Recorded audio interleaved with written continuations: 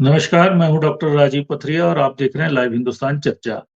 3 निर्दलीय विधायक कहीं न कहीं भाजपा की सदस्यता लेकर एक दल-बदल कानून की जद में फँस गए हैं।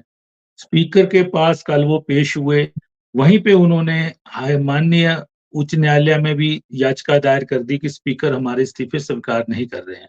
लेकिन उच्च न्यायालय ने 2 सप्ताह का समय दिया, अब 24 तारीख को वो सुनवाई करेगा। इसी बीच स्पीकर की तरफ से जो सुनवाई शुरू होनी है, स्पीकर ने भी कह दिया अब 24 तक तो मैं कुछ नहीं कर पाऊँगा, क्योंकि अब समानांतर दोनों तरफ कार्रवाई चलेगी। और ये विधायक दल-बदल कानून की जद में फँस गए हैं। जबकि अगर ये भाजपा की सदस्यता इस्तीफे स्वीकार होने के बाद लेते तो ये बच सकते थे। बतौर निर्दलीय विधायक पद पे रहते हुए इन्होंने भाजपा की दिल्ली में सदस्यता ले ली। वहीं पे जब ये इस्तीफे देने गए, तो नेता प्रतिपक्ष भाजपा के नेता जयराम ठाकुर और कुछ विधायक उनके साथ विधानसभा सचिवालय गए, गवर्नर हाउस गए और उसके बाद स्पीकर के पास जब उनके आवास पे गए, तब भी 2 भाजपा के विधायक के साथ थे। तो कहीं न कहीं ये एक एविडेंस उनके खिलाफ हो गया है कि ये भाजपा के दबाव में आकर इन्होंने दिए, क्योंकि 12 कांग्रेस के मंत्रियों और विधायकों ने पिटीशन दायर की हुई है स्पीकर के कार्यालय में कि इन्होंने किसी दबाव में आकर सदस्यता ली है। ऐसा दौर भी हिमाचल प्रदेश में देखने को मिल रहा है कि इस्तीफे देने के स्वीकार ना होने के लिए विधानसभा में 1 दिन के धरने पे भी ये लोग बैठे। आखिर इनकी क्या मजबूरी है? लेकिन ये कुछ ऐसा खेल रहे हैं, इनके सलाहकार शायद इनको गुमराह कर रहे हैं कि इनकी जो लड़ाई है, वो किस तरीके से लड़ी जाए, वो इनको पता नहीं चल पा रहा है। और अगर ये मामला आगे बढ़ा तो हो सकता है ये अयोग्य भी करार दे दिए जाएँ और 6 साल के लिए किसी भी प्रकार की चुनावी प्रक्रिया से बाहर हो जाएँ। क्योंकि दल-बदल कानून में स्पीकर ऐसा निर्णय ले सकते हैं, क्योंकि इसमें स्पीकर को संवैधानिक अधिकार हैं और बहुत इतनी शक्तियाँ हैं जिनकी कोई लिमिट नहीं है। तो आज हम इसी विषय पे चर्चा करने जा रहे हैं कि हमारे साथ आज चर्चा में भाग ले रहे हैं प्रेम कौशल जी हैं, मुख्य प्रवक्ता हैं कांग्रेस पार्टी के, शैलेंद्र गुप्ता जी हैं, प्रदेश के प्रवक्ता हैं भाजपा के, उदयवीर पठानिया जी वरिष्ठ पत्रकार हमारे साथ जुड़े हैं। पठानिया जी, ये जो 3 निर्दलीय विधायक, क्योंकि इनके कंडक्ट को लेके स्पीकर ने कहा है कि इनका जो आचरण, जो शिकायत में पिटीशन में आया कि उस दिन राज्यसभा में क्रॉस वोटिंग दी, ये हाउस के अंदर नहीं आए, सीधे भाजपा के 2 विधायकों के साथ ये चले गए बाहर। फिर उसके बाद अगले दिन अगर हाउस में आए लेकिन बजट में भाग नहीं लिया और ये इस तरह की चीजें, फिर इस्तीफा देते वक्त भाजपा के विधायक साथ थे, इनके खिलाफ एक ऐसा एविडेंस बन गया है और दल बदल कानून को लेकर याचिका दायर की गई है स्पीकर के खिलाफ। तो इनको राहत मिलती कहीं नजर नहीं आ रही है और ये चाहते हैं कि लोकसभा के साथ ही हमारे उपचुनाव हो जाए। तो ये क्या जी। संभव हो पाएगा? जी। डॉक्टर साहब, आपने शुरुआती दौर में एक सही बात कही कि जिस तरह के हालात अभी तक बने हुए हैं, उसमें अगर ये कहा जाए कि जिस तरह से गेंद एक-दूसरे के पाले में फेंक रहे हैं, हाई कोर्ट बोल रहा है, दूसरी तरफ विधानसभा अध्यक्ष बोल रहे हैं, तो हालात तो कमोबेश यही नज़र आ रहे हैं कि कहीं ऐसा ना हो कि ये लोग ना तो विधानसभा क्षेत्र के रहें, ना विधानसभा भवन के रहें। क्योंकि जिस तरह का आचरण की बात की जाए तो आपने बिल्कुल सही कहा कि पहली बार इतिहास में ऐसा हो रहा है कि सदन को छोड़ने के लिए वो भी साल, सवा साल के दौरान ये लोग एक तरह से प्रेशर बिल्ड करते हुए नज़र आ रहे हैं। ख़ैर, टेक्निकल और जो कानूनी दाँव-पेच हैं, उनसे अलग बात की जाए, तो अब ये कहीं न कहीं जनता की अदालत में भी फँसते आ रहे हैं और जो असल अदालत है, माननीय हाई कोर्ट, उसने भी अपने इसमें डायरेक्ट नोटिस नहीं किया है ऑनरेबल स्पीकर को और सीधे-सीधे एक तरह से छोड़ा गया है कि आप बताइए कि करना क्या है? एक पक्ष हल्का-सा पूछा गया है, जिससे ये माना जा सकता है कि जो सोच लेकर ये तीनों निर्दलीय गए थे, एक तरह से निर्दयी हुए थे, तो अब कहीं न कहीं दया के भाव खुद इनको तलाशने पड़ रहे हैं कि किस तरह से इस कुचक्कर से निकला जाए। कल भी हम उनकी बॉडी लैंग्वेज देख रहे थे जब वो वहाँ से निकल कर आए थे, तो एक पत्रकार हैं, उन्होंने अंकुश डोभाल, उन्होंने हाँ, उनसे एक सवाल सवाल सवाल किया। बिल्कुल, बिल्कुल। जी। उन्होंने एक सवाल किया कि बताइए क्या है? तो होशियार सिंह भी अगर मैं ये कहूँ तो उनके भी उस सवाल के जवाब में छक्के छूटते हुए नज़र आए और वो थैंक यू कह के निकल गए थे वहाँ से। तो इनकी जो बॉडी लैंग्वेज है और इनकी जो एडमिनिस्ट्रेटिव लैंग्वेज है या इनकी जो पॉलिटिकल लैंग्वेज है, वो तीनों ही इनका कहीं भी कोई साथ नहीं दे रहे।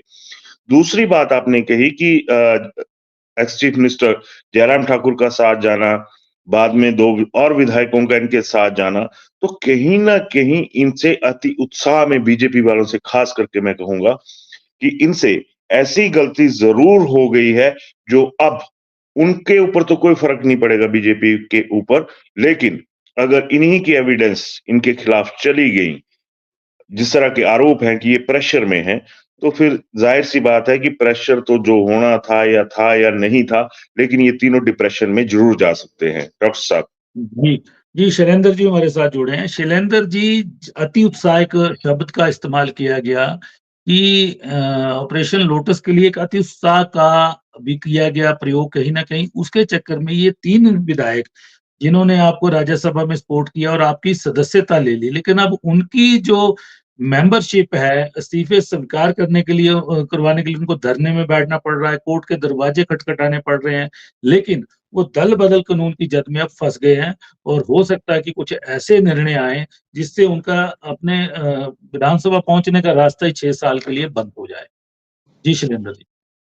डॉक्टर साहब, जैसे आपने ये बात कही कि जो 3 इंडिपेंडेंट हैं, उनके मामले में उनकी पृष्ठभूमि यदि आप उसपे बैकग्राउंड पे जाएँगे, तो आप ये देखेंगे, इनमें से ज़्यादातर लोग पहले भारतीय जनता पार्टी के बैकग्राउंड के लोग थे। क्या हाँ, हालात थे? एक व्यक्ति थे सिर्फ़ भारतीय जनता पार्टी के केएल ठाकुर, जिनको आपने बिल्कुल, टिकट नहीं दिया। उन्होंने लेकिन निर्दलीय चुनाव लड़ा और लोगों ने होशियार उनको सिंह चुना, लेकिन वो सवा साल में ही विधायकी छोड़ रहे हैं। जी। होशियार सिंह जी भी हमारी नहीं, होशियार सिंह कभी भी भाजपा की बैकग्राउंड नहीं, से नहीं रहे भाजपा हैं। में नहीं, ठीक कह रहे हैं, लेकिन हाँ, लेकिन वो पिछली बार अपने आपकी सरकार विचारधारा थी के तो साथ उसके थे। साथ रहे, इस बार हाँ, 14 माह नहीं, कांग्रेस की सरकार थी तो उनके साथ रहे। नहीं, जी, नहीं, अब मैं वही बात बता रहा हूँ ना, जब जी। इन्होंने अपने मॉरल ग्राउंड पे जब ये लोग चुन के आए, तो इन्होंने कांग्रेस सरकार का समर्थन किया। और उसके बाद जब 1 साल के बाद जब इनको लगा कि भी कांग्रेस सरकार ने कोई भी जनहित के फैसले नहीं लिए और जिस तरीके से वो एक से एक गलत फैसले लिए जा रहे थे, तो उनको लगा कि भी अब ये जो हमारा फैसला है इसको रिव्यू करने का समय आ गया है। तो इनका ये जो एक्शन था, ये राइट टू रिकॉल में खुद गए ये लोग। आप ये देखिए ना, ये श्वेता जो है, ये इलेक्टोरल अप्रूवल के लिए ये लोग खुद गए। तो जब आप इस बात की आपको प्रशंसा करनी चाहिए कि जो आदमी एक बार जिसको मैंडेट मिला हुआ है और पहले उन्होंने कांग्रेस का साथ दिया, लेकिन 1 साल के बाद उन्हें लगा कि भी ये जिस तरीके से हमने कांग्रेस पार्टी के बारे में सोचा था, उस तरीके से पार्टी अपना काम उसको को डिलीवर नहीं कर सक रही। उन्होंने रिव्यू लेते हुए, क्योंकि जब उन्होंने खुद स्वयं महसूस किया, जब सीनियर सीनियर एमएलओ का ये हाल है और सरकार एक के बाद एक जिस तरह के जो फैसले ले रहे हैं, जो जनहित में नहीं है। अब माननीय जो हमारी पूर्व सांसद थी, जो यहाँ लोकसभा में जो मंडी से सांसद थी, वो इनके यहाँ प्रदेशाध्यक्षा भी थी। उन्होंने खुद बोला कि ये पार्टी है, पार्टी के अंदर जिस तरीके से फैसले लिए जा रहे हैं, नहीं, जिस ये तरीके ये का ये ये ये ये उनका उनका वो डोमेन कहीं नहीं आता क्योंकि ये निर्दलीय थे, ये पार्टी के साथ तो थे नहीं ना नहीं, नहीं, कांग्रेस के। मैं उसी जी, से कनेक्ट कर रहा इन हूँ। पे इफ़ेक्ट नहीं करती क्योंकि है ये चीज़। क्योंकि मैडम प्रतिभा जी जो थी, वो क्या इनके साथ तो नहीं थी ना, लेकिन जब उन्होंने स्वयं महसूस किया कि भी मैडम भी यही बात कह रही है, तो आप ये देखिए कि जो सरकार किस तरीके से चल रही थी। सरकार ने जैसी शपथ ली, 1000 कार्यालय बंद कर दिए, काम चलाने के लिए जो काम करने चाहिए थे, ये इसके विपरीत काम कर रहे थे। आप ये देखिए, हिंदुस्तान के अंदर कोई ऐसी सरकार है, जिसके पास 43 विधायक हो और मात्र 1 साल में उनके 34 विधायक तक 43 पहुँच नहीं, जाए। आप 43 क्यों बोलते हैं? 40 हैं, 3 निर्दलीय हैं।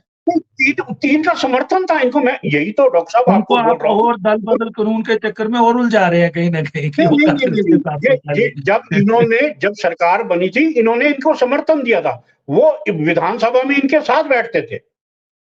नहीं, 43 से आप विधानसभा में 34 साथ बैठने का नहीं होता, सबका अलग-अलग सीनियरिटी और उसके हिसाब से, और निर्दलीय और अन्य दलों को अलग तरीके से बिठाया आप जाता है। समर्थन दिया था, ऐसी कोई प्रक्रिया नहीं आपको होती याद सदन होगा में। इन्होंने इनको समर्थन दिया था, लेकिन हालात ये हो गए कि सरकार, हिंदुस्तान में कोई भी ऐसा उदाहरण नहीं होगा कि मात्र 1 वर्ष में जहां 43 से 34 पे पहुंच गई हो। इसका कारण ये है कि भी ये सरकार अलोकप्रिय थी और सिर्फ ये दोस्त यारों का एक सचिवालय को कैफेटेरिया बनाकर काम कर रही थी। जनहित के कार्य में एक भी ये काम कहने को नहीं कर सके। जो इन्होंने वादे किए थे उसको पूर्ण करने के लिए इनका कहीं भी चलिए वायदों को छोड़िए, लेकिन आपने इनको उलझा दिया है। आपने नहीं, कहीं हमने न नहीं, कहीं इनको आप सदस्यता देके आप टिकट का लालच देके इनको ऐसा उलझा दिया है कि ये ऐसी दहलीज पे पहुँच गए हैं, लांघ नहीं पा रहे हैं उसको। ये विधानसभा के एक पाँव इनका अंदर है, एक बाहर है। अब ना इधर जा पा रहे हैं, ना उधर जा पा रहे हैं। अगर जाएँगे तो पूरा जाएँगे ये। जी। डॉक्टर साहब एक बात ध्यान दो ना, हिमाचल जी। प्रदेश में स्थिति ये है कि भी यहाँ 2 दल कार्य करते हैं, या कांग्रेस या बीजेपी। अब ये टीएमसी में तो जा नहीं सकते थे। यदि एक से डिससैटिस्फाइड थे, तो ये दूसरी पार्टी बीजेपी में इन्होंने जाना था ना। आप ये बताइए, ये कोई अब जहां 2 दलीय, जिस प्रदेश में 2 दलीय पार्टी का काफी समय से राज चल रहा है और वो उनकी जानी पहचानी पार्टी थी, उन्होंने माननीय जयराम ठाकुर जी के कार्य को भी देखा था। तो जब उन्होंने कंपैरिजन किया, तो उन्होंने कहा कि भी हम अपने लोगों को सैटिस्फाइड नहीं कर सकेंगे, तो उनके इस काम की आपको प्रशंसा करनी चाहिए, ताकि उन्होंने राइट टू रिकॉल के लिए खुद वो गए, अदरवाइज वो चुपचाप भी बैठ सकते थे। शैलेंद्र जी, अगर उन्होंने जयराम जी के कार्यकाल को देखा, अच्छा लगा उनको, तो वो उनके ही भाजपा के प्रत्याशियों के खिलाफ क्यों लड़े? पहली बात, तीनों को तीनों वो उस समय समर्थन देते उनको। अगर वो जीत के भी आ गए, मान लीजिए कि कहते हैं कि लोगों का दबाव होता हम पे, हम इसलिए चुनाव लड़ते हैं, ये सारे नेता कहते हैं जब उनको टिकट नहीं मिलता है तो दूसरी तरफ से, तो वो फिर जयराम जी को समर्थन क्यों नहीं दिया? अपोजिशन का साथ देते हो, अगर उनको नहीं लगा ठीक। वो 14 माह बाद ही क्यों? तो डॉक्टर साहब, ये सब एप्लीकेंट थे बीजेपी पार्टी के, लेकिन पार्टी में स्थिति ऐसी बनी, पार्टी की स्थिति ऐसी बनी, जब संगठन में बहुत से निर्णय ऐसे होते हैं जिसमें इनको टिकट नहीं मिल सकी, ये इंडिपेंडेंट, और ये हमारे विरोध में रहे और कांग्रेस का इन्होंने समर्थन दिया। लेकिन जब कांग्रेस की 1 साल की कार्यशैली को देखा, तो इन्होंने देखा कि हम अपने लोगों के बीच में तो कहीं रह भी नहीं सकेंगे यदि हम इनके साथ अपना समर्थन कंटिन्यू करेंगे। तो इन्होंने राइट टू रिकॉल करने के लिए आप इनकी प्रशंसा आपको करनी, ये एक मॉरल ग्राउंड के ऊपर एक एग्जाम्पलरी इन्होंने काम देखिए, किया।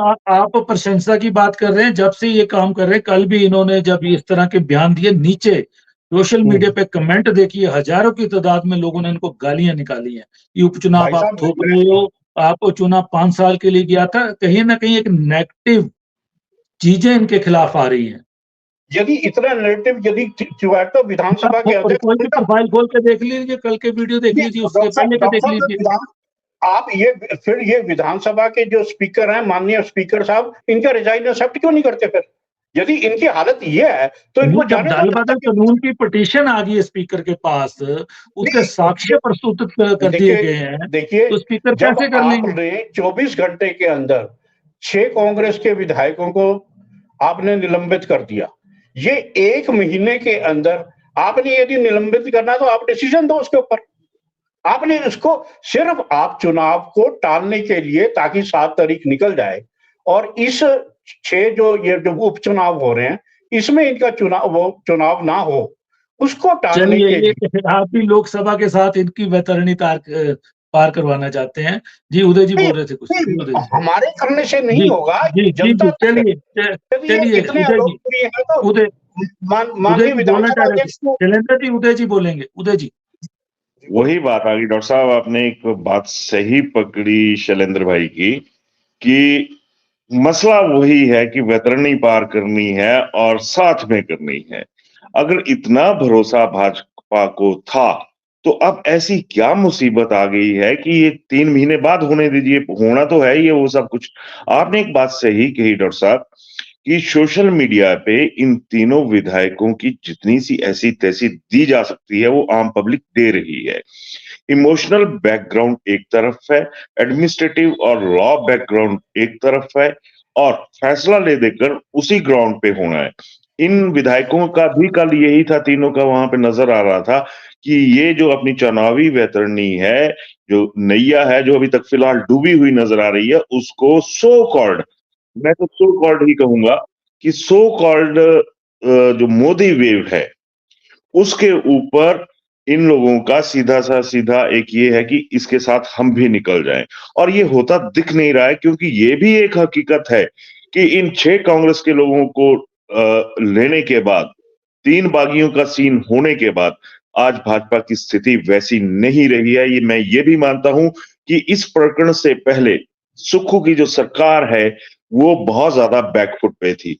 इस प्रकरण के बाद भाजपा ने खुद धक्के मार मार कर ऐसे हालात पैदा कर दिए कि कहीं ना कहीं जो सुक्खू की जो कांग्रेस की गवर्नमेंट है वो फ्रंट फुट पे आ रही है। लोगों की जो एक तरह की सिंपैथी है वो लोगों के साथ साथ दे रही है, कांग्रेस का साथ दे रही है, और भाजपा हर तरीके से, हर एंगल से गुनाहगार बन गई है। और लोगों की नजरों में ये एक एथिकल जिसको भी कह सकते हैं या फिर मॉरल उसको भी कह सकते हैं, कटघरा तो दोनों तरफ से इनके भाजपा के खिलाफ कस गया हुआ है। डॉक्टर साहब। जी जी कौशल जी, निर्दलीय अब फंसते नजर आ रहे हैं, और ऐसे फंसे हैं वो कि अब वहां से बाहर निकल पाना उनके लिए मुश्किल हो रहा है।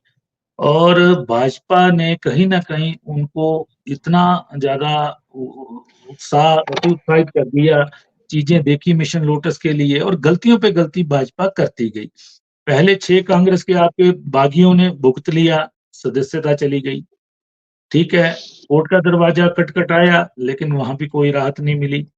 अब ये 3 निर्दलीय भाजपा की सदस्यता पहले ले लेते हैं, वो इस्तीफे स्वीकार नहीं होते हैं। अब वो ऐसे फंस गए हैं जद में, वो कहीं ना कहीं आपकी पार्टी एक मतलब एक संवैधानिक तौर पे स्पीकर अपने दायित्व को अच्छे से निभा रहे हैं, और आपने स्पीकर अच्छा चुना। पहले तो आपको बधाई कि लॉ बैकग्राउंड से स्पीकर का होना, ये कहीं ना कहीं अगर कोई और स्पीकर होता जो नहीं पढ़ पाता इन चीजों को, अगर कोई प्योर पॉलिटिकल आदमी होता तो कहीं ना कहीं आपको दिक्कतें आनी थी। अब स्पीकर ने मामलों को उलझा दिया है कहीं ना कहीं, और लग ऐसा रहा है कि ये चुनाव उपचुनावों के साथ, तो ये उपचुनाव होंगे नहीं लोकसभा के साथ, और आगे भी अगर ये अयोग्य करार दे दिए गए तो 6 साल के लिए अगर इनके इनके ऊपर लग गया प्रतिबंध, तो ये फिर दल बदल कानून का ये पहले 6 वाले तो बच गए आपके कांग्रेस के, अच्छा खेला जा रहा है। लेकिन इन 3 हलकों पे आपको अपने लीडर अभी से तैयार भी करने पड़ेंगे कौशल जी, जो डट के चुनाव लड़े। जी डॉक्टर साहब, देखिए ये जो निर्दलीय हैं, तथाकथित निर्दलीय कहूंगा मैं इनको, क्योंकि ये चुने तो निर्दलीय गए थे, आज की डेट में भारतीय जनता पार्टी के सदस्य हैं। इनके ऊपर एक शेर कहना चाहूंगा कि खुदा ही मिला ना विसाले सनम, ना इधर के रहे ना उधर के हम। इनकी हालत ये हो गई। और आपने बिल्कुल ठीक कहा कि भारतीय जनता पार्टी की जो लीडरशिप है हिमाचल प्रदेश की, और जो केंद्रीय नेतृत्व है, विशेषकर मैं कहूंगा जेपी नड्डा जी, इन्होंने सरकार को टॉपल करने की जल्दबाजी में और प्रदेश में सत्ता पर काबिज होने की अफरा-तफरी में लगातार एक के बाद एक गलतियां जो हैं, और गलतियां भी की, और एक पॉलिटिकल इमेच्योरिटी का भी इन्होंने एक उदाहरण पेश किया है। ये किसी से छुपा नहीं है। अब प्रदेश के अंदर जो इस वक्त माहौल बन रहा है, उस माहौल में जो 6 लोग हमारी पार्टी को छोड़ के गए हैं, जिन्होंने हमारे साथ धोखा किया, बेईमानी की, वो हमारे साथ ही नहीं की, प्रदेश की जनता के साथ भी की, जिन्होंने 5 वर्ष के लिए उनको चुना था। तो उनके दल बदल की वजह से, और ये जो निर्दलीय हैं, जो न भाजपा न कांग्रेस, दोनों पार्टियों से अलग इंडिपेंडेंट के तौर पर चुन के आए थे, उन्होंने जो एक राजनीतिक ड्रामा हिमाचल प्रदेश में भाजपा के साथ मिलकर किया, इस सारी चीज को लोगों ने बड़े नजदीक से देखा भी, और इसके ऊपर इसका अवलोकन भी किया। और आपने खुद कहा कि सोशल मीडिया के ऊपर किस तरीके के कमेंट्स लोगों के आ रहे हैं, तो पब्लिक डोमेन में इसका बहुत बुरा एक संदेश जो है हिमाचल की राजनीति में, और विशेषकर भारतीय जनता पार्टी को लेके जो है वो गया है। और आज की डेट में जो एक पूरे देश के अंदर एक परसेप्शन बना है कि भारतीय जनता पार्टी का जो केंद्रीय नेतृत्व है वो हर प्रदेशों में जो विपक्षी दलों की सरकारें हैं उनको टॉपल करने में लगा है, उनको तोड़ने में लगा है। लेकिन सौभाग्य से हिमाचल प्रदेश एक ऐसा राज्य बना जो मैं समझता हूँ कि एक नजीर स्थापित हो गई देश की राजनीति में कि भाजपा ने जिस सरकार को तोड़ना चाहा, तोड़ नहीं पाए। जी। तो ये जो एक भारतीय जनता पार्टी की राजनीति मेरे को समझ नहीं आ रही। निर्दलीय विधायक हैं, इनका आपने राजनीतिक करियर जो है उसको चौपट कर दिया अपनी राजनीति सीधी करने के चक्कर में। जब जी। तक इस्तीफा आपने दे दिया, इस्तीफे देने से कुछ नहीं होता, सब कुछ नहीं है। जब तक वो मंजूर ना हो जाए, आप निर्दलीय, आज की डेट में भी मैं समझता हूँ कि जो ये निर्दलीय विधायक हैं, ये विधायक हैं, विधानसभा के सदस्य हैं, निर्दलीय विधायक के तौर पर। तो आपने जब इस्तीफा मंजूर होने से पहले भाजपा की सदस्यता ले ली, देखिए घटनाक्रम का जो सीक्वेंस है वो अपने आप में सेल्फ एक्सप्लेनरी है, मैं समझता हूँ। सारी चीज को स्वयं बयां करने वाला है। शुरू से लेके राज्यसभा के वोट से लेके इंडिपेंडेंट से दे सकते थे किसी को भी, कोई बात है, इनके ऊपर कोई कानून लागू ऐसा नहीं होता था। दूसरी पार्टी के भी दे सकते थे, इन्होंने वोट दिया, कोई दिक्कत नहीं थी। अब भारतीय जनता पार्टी के प्रवक्ता कह रहे थे कि रिकॉल किया उन्होंने खुद को, सरकार की कार्यप्रणाली से संतुष्ट नहीं थी। अरे भाई, आप विधानसभा के सदस्य थे, निर्दलीय विधायक थे, आप सरकार की किसी नीति का विरोध करना चाहते थे, आपको किसने रोका विधायक के तौर पर विरोध करने से? लेकिन आप निर्दलीय से भाजपा विधायक बनने के चक्कर में अगर विधानसभा की सदस्यता से इस्तीफा दे रहे हैं, तो निश्चित तौर पर उसके पीछे का जो एक मंशा है, सोच है, पृष्ठभूमि उसकी जो है वो स्पष्ट नजर आती है कि आप भारतीय जनता पार्टी में जाना चाहते हैं, भारतीय जनता पार्टी के टिकट के ऊपर चुनाव लड़ना चाहते हैं। आपने अपने अपने विधानसभा क्षेत्रों की जो जनता है, जिन्होंने आपको दोनों पार्टियों को दरकिनार करके विधानसभा में जाके अपने मुद्दे उठाने की जिम्मेदारी दी थी, आपने उनके साथ विश्वासघात किया, अपने क्षेत्र के लोगों के साथ। निर्दलीय विधायक के तौर पर आप विधानसभा के सदस्य बने रहिए।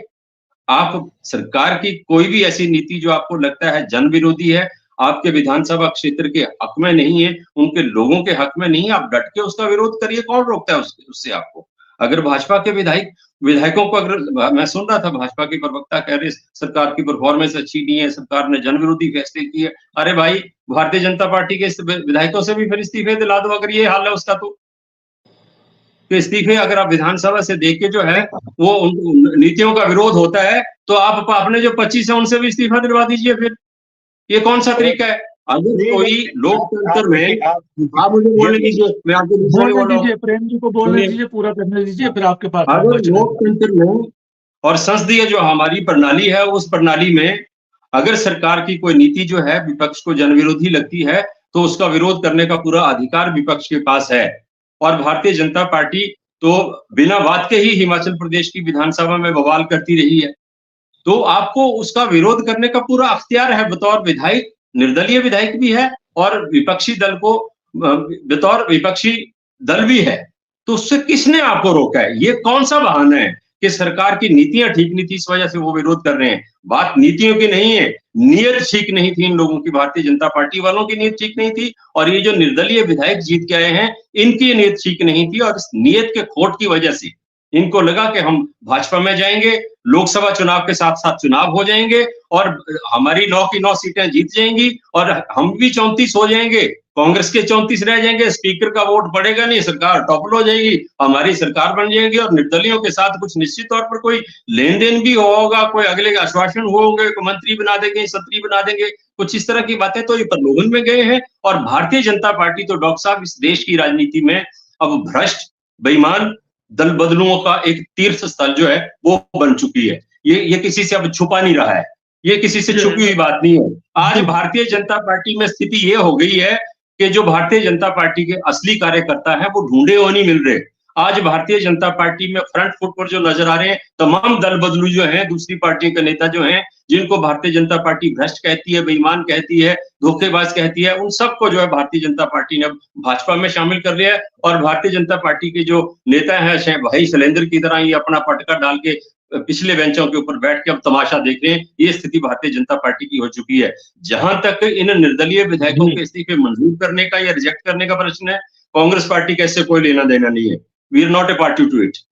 न सरकार का इसको कोई लेना देना है, न कांग्रेस पार्टी का। It is between honourable speaker और जिन्होंने रेजिग्नेशन दिया उनके बीच में है। ये स्पीकर को देखने में उनके अधिकार हैं, कानून है, उस स्थापित कानून के तहत उनको फैसला करना है और जो भी फैसला करेंगे उनका स्वागत है। जी शैलेंद्र जी, जी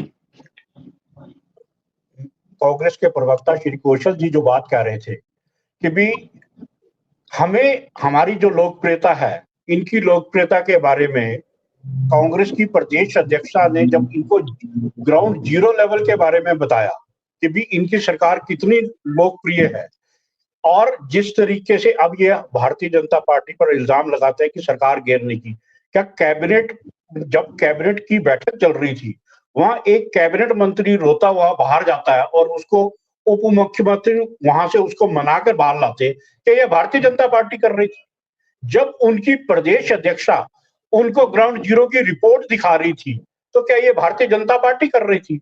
आप ये बताइए, पिछले 1.5 साल के अंदर मैं ये कह सकता हूं कि पूरे भारत में भी इस तरह का कोई उदाहरण नहीं होगा जिस तरीके से मात्र 1.5 साल के अंदर ये सरकार इतनी अलोकप्रिय हो गई है। उदयवीर जी, एक बहुत बड़ा मीडिया घराना है हिमाचल प्रदेश का, उसने 2 बार सर्वे कराया कि ये जो सर्वे कराया गया कि उसमें कहा गया कि कितनी मजबूत हुई भाजपा 9 लोगों को अपने साथ लेकर के, उसमें 67% ने कहा कि भाजपा कोई मजबूत नहीं हुई और उसने इनकार किया। 30% लोग भाजपा के पक्ष में आए। उसके बाद एक सर्वे और आया कि जनता का भरोसा कितना टूटा इसमें।